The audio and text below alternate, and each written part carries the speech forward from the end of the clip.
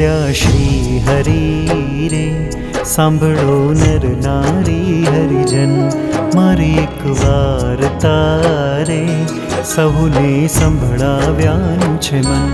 મારી મૂર્તિ રે મારા લોક ભોગને મુક્ત સર્વે દિવ્ય છે રે, ત્યાં તો જોયાની છે જોત મારું ધામ છે રે.